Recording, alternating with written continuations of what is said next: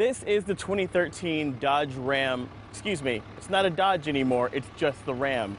The 2013 Ram 3500 Laramie Super Cab 4x4. Even the name of this thing is huge. This is a gigantic truck. I'm cheating a little bit because I'm on a hill right now, but if I were to stand level with this vehicle, the hood comes up to my chin. I mean, it's just like a massive thing. It's built to be strong, not really fast. Everything about it is all about being beefy and able to take a lot of punishment. And as you can imagine, that sort of very strong construction actually makes this vehicle pretty well suited for, things like navigating construction sites. Although, as you'll learn in a second, it's maybe not the best for off-roading sort of 4x4 type thing.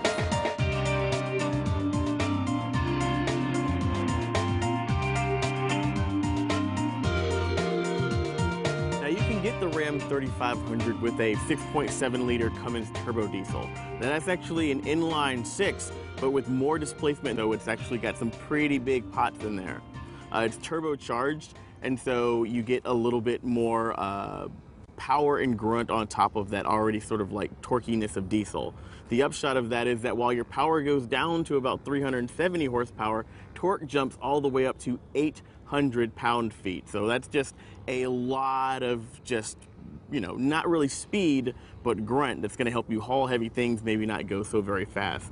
Now, you would think that a vehicle with an engine this big, with this much weight around it, would get pretty bad fuel economy. And if you look at the spec sheet, the fuel economy is actually listed as non-applicable because this isn't really even counted by the EPA as a consumer car. It's listed as a commercial vehicle.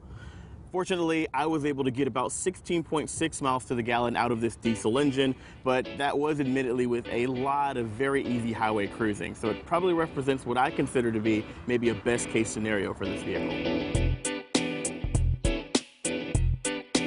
Inside, we're seeing a lot of the Chrysler DNA sort of starting to seep through, particularly in the design and layout of the dashboard. And the steering wheel seems like a Chrysler badge should go right there in the center. But then once you get from about the front of the seats on back, the Laramie Longhorn in particular starts, doing some very truckish cowboy things. For example, the Longhorn edition has all of this sort of brown leather that has embroidery on it that's supposed to look a lot like the designs that you'll see on the side of a cowboy boot. This is the newest generation of the Uconnect system. It's a touchscreen interface. The navigation system on this 8.4-inch screen is still actually Garmin based, but unlike the previous generation, which kind of looked like a Garmin Newbie just popped up on your dashboard when you hit the nav button, this one has actually been restyled to look a lot more like the rest of the Uconnect interface. The benefit there is you don't really get that sort of jarring switch between two interfaces, but then you also get one of the best navigation systems, in my opinion, on the market right now. One of the other interesting things about this generation of Uconnect is that it comes with the ability to download Uconnect apps. And these are actually apps that are installed in the dashboard that get downloaded over the 3G connection that's built into this. Now, this generation of Uconnect actually comes with Uconnect apps, and that's sort of an in-dash app interface. Now, right now, the only apps that I've seen available for download are, your TravelLink app that's going to give you actually access to some information that comes over your SiriusXM satellite connection.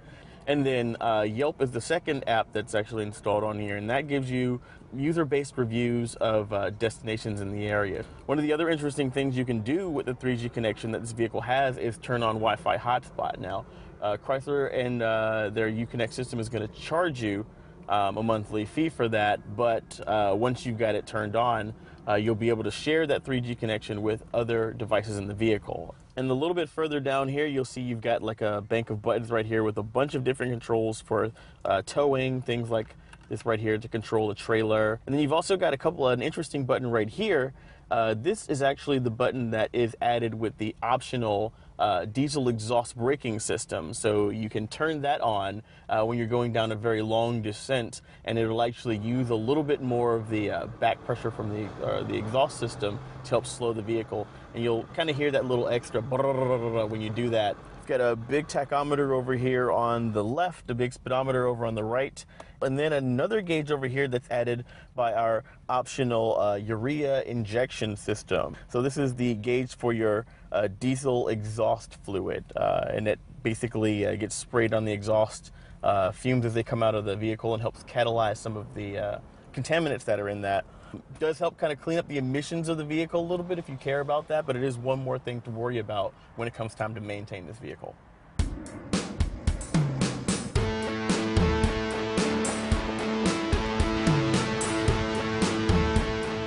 So now we're doing a little bit of, we're on the sort of dirt track that we kind of test some of our SUVs on. Now down here we've got controls for the 4x4 system. We've got settings for 2WD, which is actually a rear drive bias. Switching the knob over here to 4-wheel drive lock allows you to lock the 4x4 system into a 50-50 split, and that gives you better traction for things like climbing hills and whatnot. The trade-off though, as I've noticed, is the turn radius, which is already isn't that great, suffers a little bit in that 4x4 lock.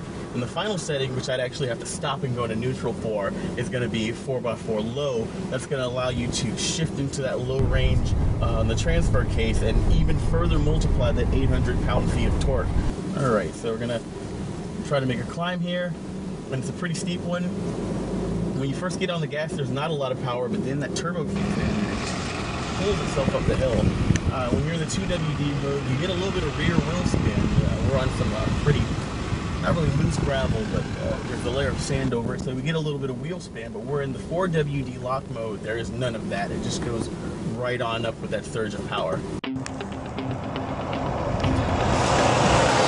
On the road, the Ram 3200 actually behaves well enough. It's a pretty smooth car on the highway, although just like we saw on the unpaved trail, the way this vehicle sort of doesn't really soak up bumps so much as crashes over them leads to a lot of bouncing around the cabin. And then also the engine sort of has three different temperaments. There's the low temperament.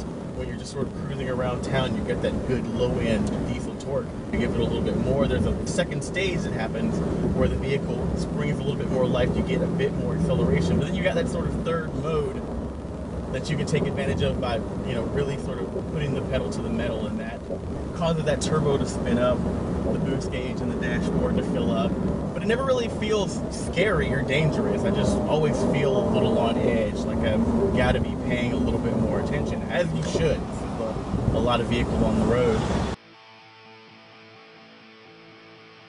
Now, this Ram 3500 Laramie Longhorn Crew Cab with the Cummins Turbo Diesel is going to start you at about $52,790.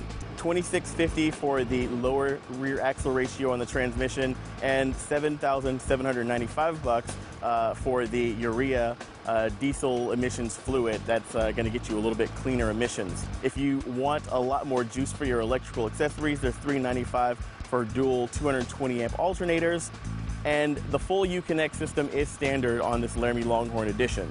As tested, this example is going to ring in at $67,835. Now that's a lot of money for a pickup truck, but this is a big pickup truck that does a lot for your money. So the only thing left to decide at this point is if it's too much truck for you.